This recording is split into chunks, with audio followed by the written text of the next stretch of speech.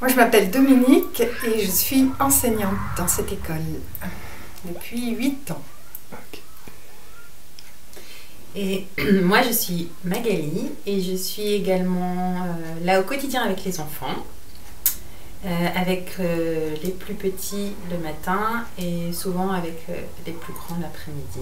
C'est une aventure que vous avez créée ensemble. Je voulais savoir comment vous vous étiez rencontrés. Eh bien, en fait, Dominique, elle était enseignante dans l'éducation nationale et elle avait pour projet de créer une autre école, c'est ça, une école différente. Je m'étais formée à la pédagogie Montessori, j'étais en spécialisée auprès d'enfants porteurs de handicap. Et donc je fabriquais beaucoup de matériel que j'utilisais avec eux en fait.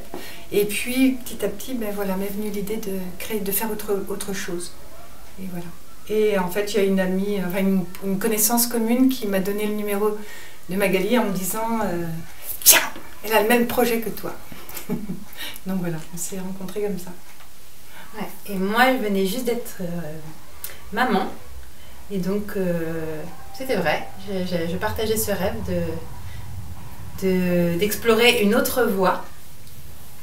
Et donc, à cette époque, j'étais dans l'agriculture biologique, dans les fraises et les petits fruits en bio, les confitures et les sorbets. Et voilà, on s'est rencontrés et on a créé l'école.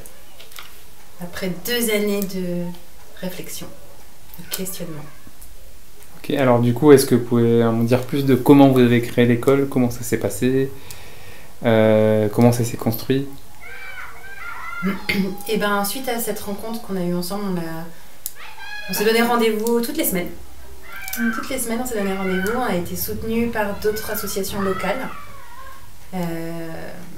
et un groupe de parents qui se joignaient à nous chaque semaine pour dessiner les contours, les formes, les couleurs de ce qu'on voulait pas. Et donc ça a pris 2 années. Et petit à petit, c'est devenu encore plus concret. Et là, de trouver un lieu, fabriquer le matériel, trouver les matériaux, les chaises, les tables, et voilà, et c'était parti. Et dans ces 2 années, on a animé des ateliers Montessori à Vert. Et il y a eu un grand événement qui s'appelait le GIP, le Grand Inventaire des Possibles, où là, on a pu rencontrer... Enfin, on avait un barnum pour nous, pour la pédagogie, en fait, pour les nouvelles pédagogies. Et donc, on a pu rencontrer beaucoup de gens et des nouvelles familles éventuellement. Hein. Ça a été un événement important quoi, pour le début. Ouais. L'aventure, elle a commencé dans une maison, une petite maison associative du village de Bourou. Une maison en pierre posée aux abords de la forêt, avec un lever de soleil magnifique et un coucher de soleil magnifique. C'était vraiment un grand parc. Un super lieu pour commencer. Et donc on a commencé avec une dizaine d'enfants. En septembre, l'ouverture c'était en septembre 2014. Ouais. Et c'était très joyeux, tous les parents étaient... il y avait des parents qui travaillaient, des parents qui ne travaillaient pas. Et il y avait beaucoup d'espace disponible pour échanger, pour discuter et pour créer du matériel. Au fur et à mesure. Et au départ, c'était quand même très axé sur la pédagogie Montessori, parce que c'était un peu l'expérience qu'on avait. Et au fur et à mesure des années, on a exploré plein d'autres pédagogies et surtout, on a beaucoup évolué dans notre posture d'adulte, de comment accompagner au mieux les enfants. Et on s'est rendu compte que ce n'était pas une histoire de pédagogie. Alors du coup, c'était quoi, Dominique? Comment tu peux répondre? D'abord, on s'est rendu compte que une seule pédagogie ne correspondait pas à tous les enfants, en fait. Donc vraiment, on a ouvert un éventail. Donc au début, en fait, on était vraiment une école pas du tout traditionnelle et on s'est rendu compte qu'il y a des enfants à qui ce cadre traditionnel correspondait, en fait. Vraiment, ça fonctionnait avec eux. Et du coup, on est revenu à quelque chose d'un petit peu plus, comment dirais-je, d'un peu plus formel, en fait. Et ça convient aux enfants. D'autant plus que les enfants, on les prépare pour aller au collège. Nous, on n'a pas de collège. Et donc il faut qu'ils soient quand même, qu'ils puissent s'adapter sans problème au collège. Et voilà, mais ce qui est important pour nous, c'est pas tant la façon de faire, de la pédagogie et tout ça, c'est vraiment la posture, la qualité de la relation avec les enfants. Et voilà, c'est ça pour nous qui est vraiment important. Aujourd'hui, on est dans le village de Saint-Même-de-Périgord, quelque part entre Périgueux et Bergerac, près de Vers. Notre mission, eh ben, c'est d'accompagner les enfants à acquérir des connaissances sur ce qu'ils aiment et ce qui les enthousiasme. Et évidemment, en vrai, la lecture et l'écriture, ça en fait partie. C'est apprendre à vivre ensemble, petits et grands.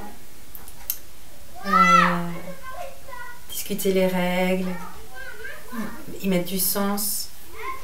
Et si ça n'a pas de sens pour moi, bah, pouvoir le dire et questionner. Et je dirais, quelle est ma place là dans ce qui est beaucoup plus grand, c'est-à-dire moi cet humain dans la nature, moi cet humain dans ce pays, moi sur la planète. Voilà, qui je suis et qu'est-ce que j'ai envie de faire. Ouais, je dirais que c'est ça. Moi, je peux ajouter aussi que vraiment ancrer en soi que la relation, c'est quelque chose de passionnant et que c'est pas et que ça s'apprend tous les jours en fait, avec petits et grands. Et puis aussi apprendre, eh bien, on peut se tromper, on peut être dans l'échec, mais ça, c'est pas grave en fait. Et qu'apprendre, c'est vraiment pas dramatique. Ça peut être pas un drame, quoi. Parce que pour certains enfants, se tromper, c'est vraiment dramatique. Et du coup, comment tu t'y prends pour dédramatiser du coup ce qui peut arriver du coup, comment ça se transforme. Explique que l'échec c'est pas grave, l'échec c'est pas grave, et puis qu'on apprend de ses erreurs. Et on parle pas d'échec d'ailleurs, on parle d'erreur, on parle pas de faute non plus. On parle d'expérience. Et oui, voilà. Moi je sais comment je m'y prends. Oui, je peux dire. Ouais. Moi je me trompe. Hein. Moi je me trompe et je dis que je me suis trompée. Et évidemment, c'est facile avec les enfants de me dire que je me suis trompée. Mais en fait, comme je pratique ça aussi dans ma vie, ben, c'est juste normal. C'est normal. Ouais. L'idée de créer une école, moi j'ai eu cette idée quand j'étais enfant, parce que j'étais pas très heureuse à l'école en fait. Je comprenais pas trop ce que je faisais là. Et j'arrivais pas à mettre du sens dessus, et puis c'était trop d'obligations, trop de pression. Et donc voilà, après j'ai oublié quoi, mais ça m'a rattrapée quand je suis devenue enseignante vers 40 ans. Et en fait je me suis rendu compte que ça m'intéressait fortement la transmission, mais évidemment de façon différente quoi. Donc voilà. Moi je crois que c'est plutôt, ça part plutôt d'une curiosité de ok, il y a quelque chose qui existe comme ça, et je crois que moi ça me passionne un peu de dire ah ouais, comment on ferait autrement quoi. En fait j'ai toujours travaillé avec les enfants dans ma vie, et je sais pas pourquoi en fait, je sais pas pourquoi, juste j'ai de la joie à être à leur contact en fait, et je crois qu'ils ont de la joie aussi à être à mon contact. Ok. Et c'est vrai que c'est un point important ce que dit Magali là, parce que d'être dans la joie en fait au quotidien, quoi, de prendre les choses aussi. On peut apprendre en s'amusant, on peut apprendre en étant joyeux, et voilà, de cultiver ça. C'est-à-dire qu'on pourrait, pour s'amuser, on pourrait même échanger, c'est-à-dire que c'est les enfants qui nous font la classe une fois, parce qu'ils nous apprennent autant de choses qu'on leur apprend. Il nous arrive de nous déguiser pour faire l'école, quoi. Pour ma part, je crois que ce que j'aurais envie de leur transmettre, c'est que la confiance qu'ils ont le droit d'être qui ils sont. Et de leur donner les moyens d'être pleinement satisfaits de leur choix. Et quand je dis ça, ça veut dire qu'ils soient satisfaits pour eux, qu'ils soient satisfaits pour l'autre et satisfaits pour leur impact sur la planète, quoi.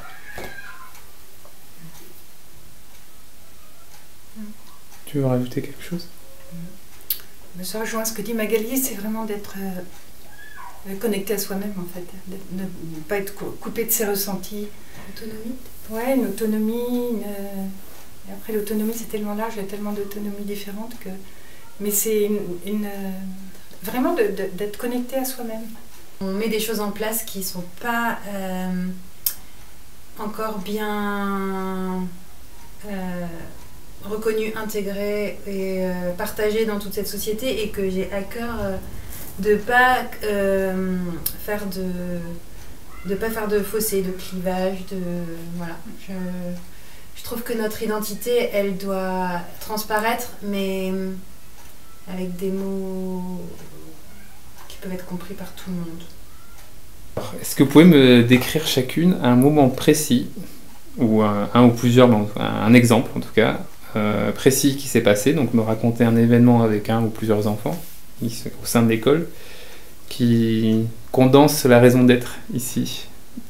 Alors, je ne fais pas nommer raison d'être, mais en tout cas, j'ai une anecdote aujourd'hui qui s'est passée en conseil d'école où on est en train de discuter du temps, combien de temps on peut utiliser la trottinette, et donc on a un minuteur qu'on met sur 5 minutes. Et les enfants ont décidé entre eux de mettre le minuteur sur 10 minutes parce que le temps passe trop vite sur le minuteur. Et le minuteur va trop vite. Voilà, le minuteur va trop vite, et donc ça me rend joyeuse de les entendre dire spontanément ce qu'ils ont à dire, et d'écouter l'adulte en moi qui a envie de dire bah non, un minuteur ça fait toujours 5 minutes, et en même temps de vraiment connecter à ce qu'il est en train de vivre, et de me dire bah oui, des fois le temps il passe moins vite, plus vite, et que là en fait je n'ai pas à intervenir en fait, et que juste je savoure tout ce qui est en train de se passer, quoi. Le vendredi, parfois, on va en forêt. Et vendredi dernier, on a fait du pistage animalier. On a repéré des traces dans le sol et tout ça. Donc, on a reconnu des traces de chevreuil. Puis, on s'est posé beaucoup de questions parce qu'il y avait des traces plus grosses. Est-ce que c'est un sanglier? Est-ce que c'est un cerf? Et tout ça. Et de les voir à 4 pattes, mais pendant longtemps, quoi. On est resté longtemps à se poser des questions et moi, ça me réjouit, quoi. Ça me réjouit de voir la curiosité qu'ils ont, et puis ces questionnements, et le fait qu'ils puissent rester longtemps sur une question, et dont on n'a pas forcément la réponse, on n'a pas encore la réponse, en fait. Et ça, c'est passionnant. Dans la qualité de relation avec les parents, en fait, c'est indispensable, puisqu'on est en train de co-éduquer des enfants ensemble. Du coup... on se doit d'être exemplaire. Exemplaire, ça veut pas dire pas se fâcher et être tout le temps d'accord. Ça veut dire se dire ce que j'ai à dire, et le dire avec... être dans la sincérité, quoi. Et donc, du coup, les enfants, on reste leur source d'inspiration. Donc, la relation avec les parents, en fait, ils sont bienvenus à l'école.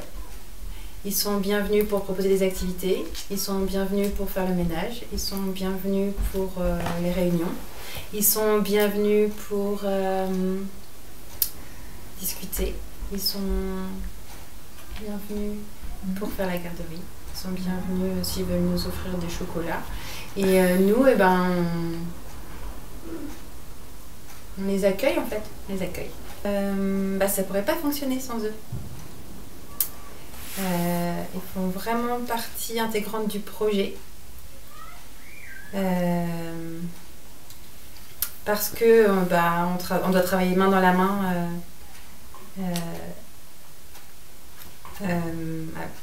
avec les enfants. Donc les outils de l'école sont partagés à la maison, par exemple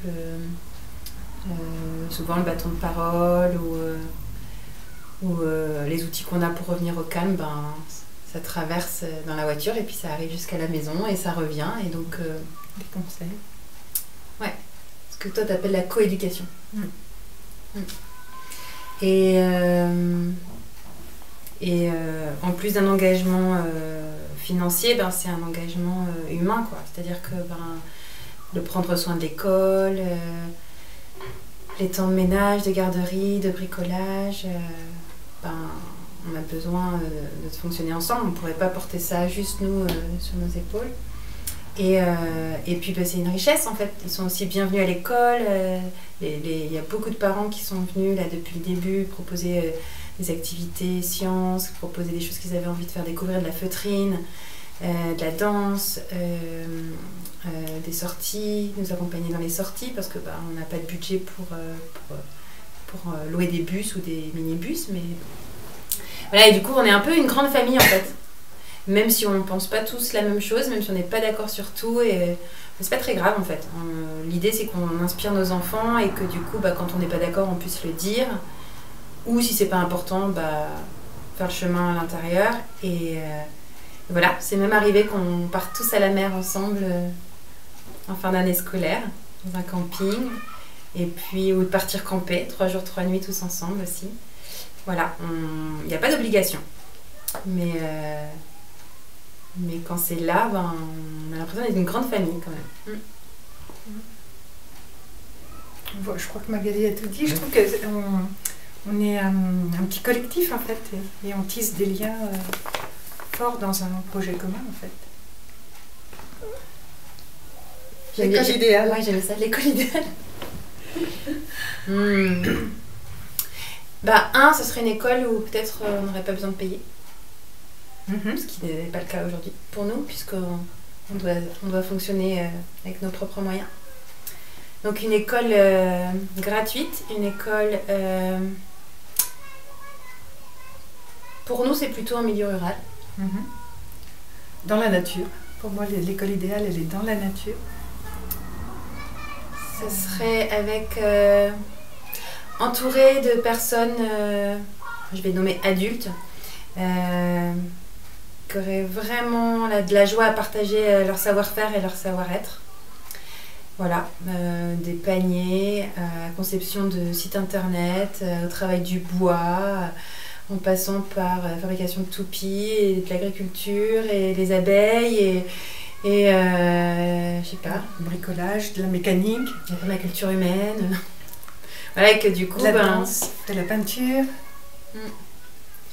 Qui est toutes ces ressources quoi, autour, et que les enfants ils puissent naviguer là-dedans dans un cadre favorable quoi. Avec, nous on n'est pas fâchés avec les apprentissages formels, avec un temps pour les apprentissages formels et puis un temps peut-être un peu moins formel parce qu'ils ont besoin de ça en fait. C'est un peu ce qui nous... Moi je suis aussi maman d'une jeune fille qui vient de rentrer au collège et je vois pas l'espace. Il est où l'espace pour faire autre chose que d'être assis à une table et je sais pas qui ça rend joyeux de passer 8 heures par jour assis à une table.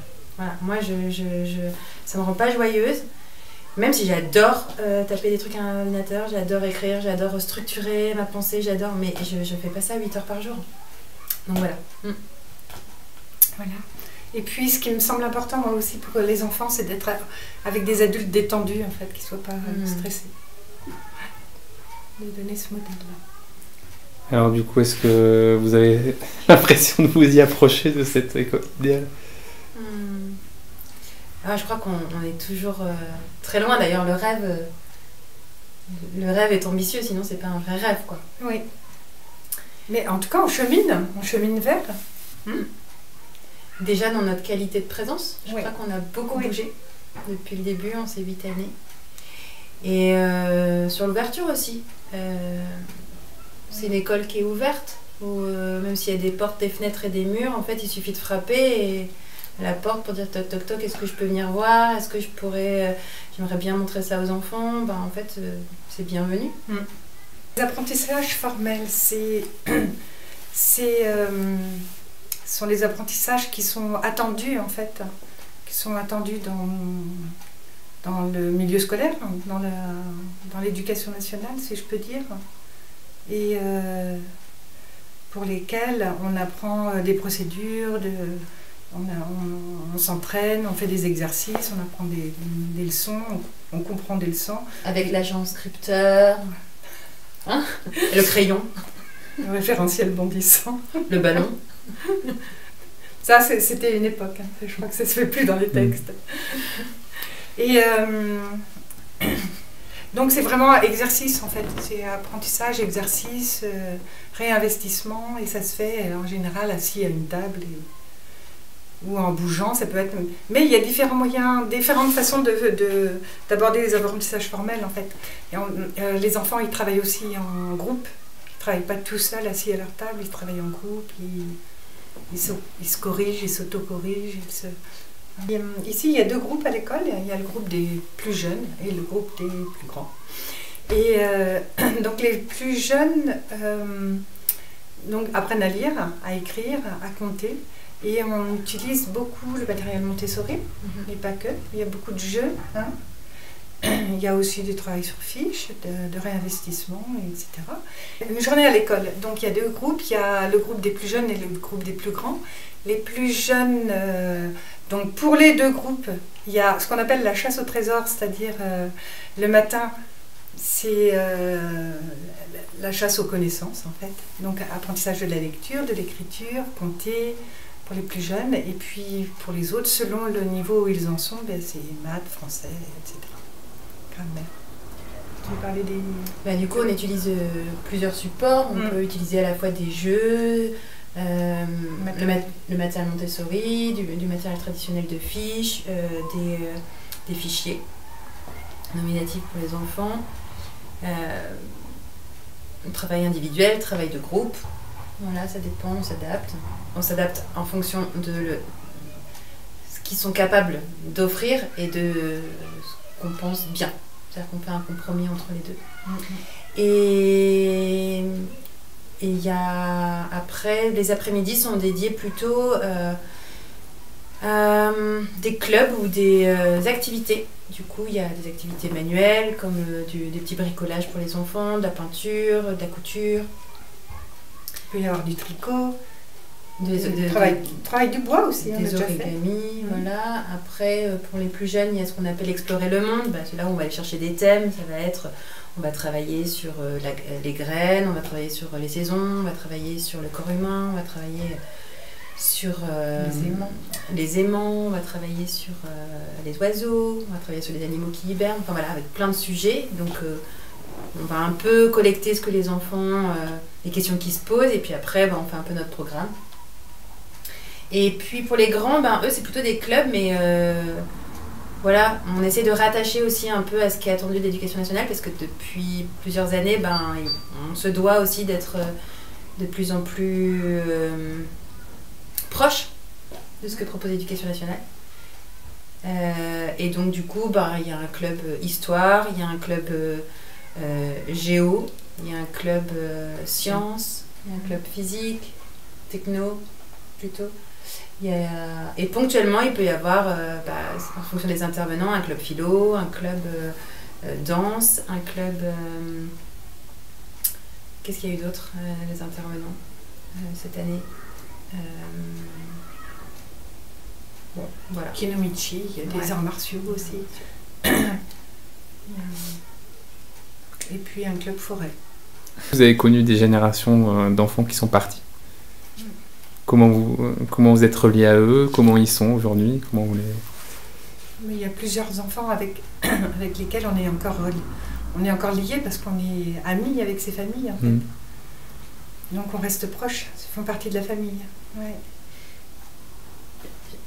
J'ai envie d'ajouter que moi je me sens pas forcément amie avec les familles, mais je me sens amie, je me sens dans une vraie relation avec ces jeunes qui, quand je les vois, je sens ils ont passé leur journée au lycée ou au collège, et quand on se retrouve, ils sont déposés d'être eux-mêmes et de raconter ce qu'ils ont à raconter, et qu'ils n'ont pas à jouer un rôle, et qu'ils n'ont pas à jouer un personnage, et qu'on est en complète sécurité d'être qui on est, quoi. Et qui ils sont. Et on continue à partir faire des choses, même... Voilà, ouais. On continue à faire des choses ensemble. Moi, je vais juste ajouter un petit point, c'est que ce qui fait aussi la qualité de notre école et qu'elle est agréable vraiment, c'est qu'il y a peu d'enfants. dès qu'on est un groupe trop grand, pour moi, je trouve qu'on perd de cette qualité parce qu'on gère plus un groupe plutôt que des enfants individuellement. Et pour moi, c'est pas pareil, en fait. C'est pas tout à fait pareil. Et cette qualité de relation qu'on peut avoir, pour moi, elle peut être entachée justement par beaucoup de travail, un peu de pression. Et voilà. Donc pour moi, c'est important que ces écoles restent petites, en fait. Eh ben, je crois qu'en ce moment, on a besoin d'un petit coup de pouce financier. Depuis ces 8 années, en fait, on s'est toujours débrouillé. Il y a eu des petites vagues un peu avec le vent, mais voilà, ça s'est bien passé. On a traversé. Et là, en fait, on sent qu'on est vraiment un peu sur le fil du rasoir, comme nous dit notre cher président. Et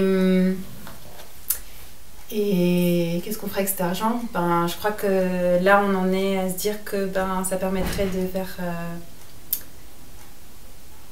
de rendre pérenne un peu plus cette école.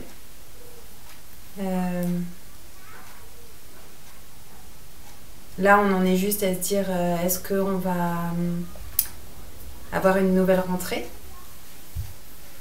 Et moi, ça me crée beaucoup d'émotions parce qu'en fait, je sais que je suis à la bonne place. Et je ne doute pas que ce que je mets en place dans ma vie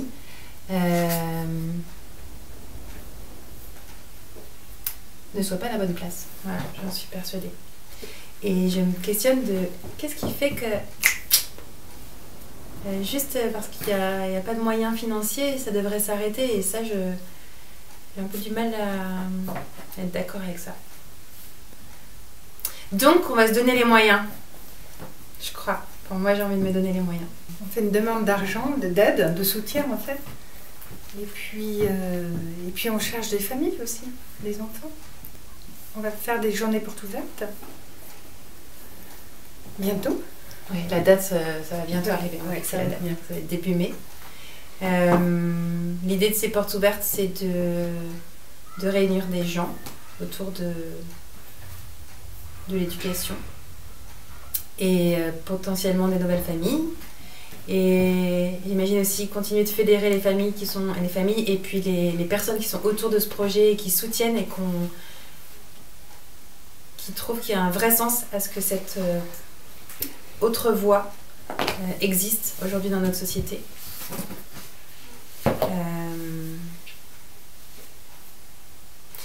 Ouais. Pour moi, la fin de cette école, ça voudrait dire c'est bon, on arrête de manger bio, quoi. C'est pas ok. On est aussi en processus, toutes les deux, de se poser la question de cette proposition qui est là depuis 8 ans, elle a sa raison d'être aussi dans la société. Ça semble évident. Mais on a vraiment envie d'aller regarder plus près et de se dire qu'est-ce qui fait que ça ripe là, et qu'il y a comme presque une fin. Et alors que la société, elle a besoin de ça. Elle a besoin de ça, les enfants. Les enfants qui sont là aujourd'hui, c'est eux qui vont construire le monde de demain. Je me dis, une école où on prend le temps, qu'on respire, qu'on se parle, qu'on exprime qui on est, qu'on s'exprime dans son corps, qu'on apprend des connaissances, qu'on s'intéresse au monde, qu'on observe, qu'on peut partir de ses centres d'intérêt, je me dis mais c'est indispensable pour le monde de demain.